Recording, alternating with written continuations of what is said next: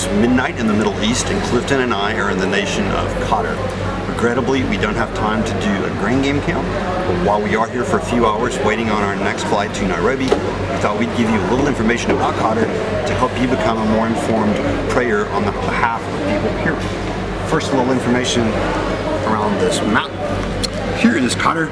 It's surrounded by the Persian Gulf on almost every side. It touches a little piece of Saudi Arabia here down to the south. Over here is the island of Bahrain. Back this way would be United Arab Emirates and the famous city of Dubai.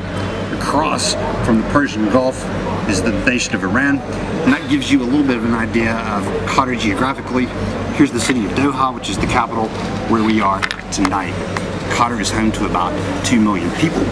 Almost all of them are Arabic speakers, and almost all of them are nominally connected to the Muslim faith. I went by the souvenir store here in the airport and got a few things to show you. Since we do not have time to go out and see any of the country, hopefully you'll enjoy just seeing a few things that I picked up that will help you remember that we were here and that we were encouraging you to pray. First, here's a camel.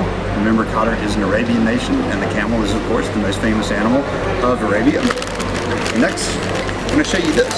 Another famous animal in Qatar is going to be the falcon. In fact, this bird is their national symbol, and falconry is a very big sport in the nation of Qatar. Next, this is pretty neat. There's a little G lamp to remind you to pray not only for Qatar, but for all the nations of Arabia. Earlier, I did rub it 3 times. Nothing happened. It does seem to be empty, so if we want any supernatural power to be used on behalf of Qatar, we might as well just stick to prayer. Lastly, I have this plaque right here.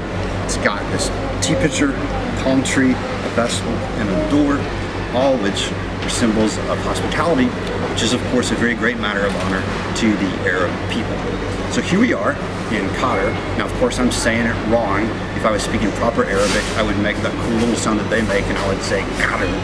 It doesn't really even sound good when you're an English speaker to hear the word gutter. It sounds like the pipe that brings the rain off of your roof and down to the street.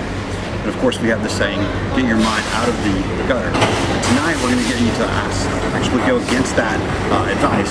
We want to get your mind in the Qatar, because we want you praying for these beautiful people here, all 2 million of them, who tonight maybe need to hear the good news that has not been delivered very effectively to this nation. You will remember Qatar in your prayers, and if you will remember my camel and the map and the plaque and all these things, it might give a little visual cue for you.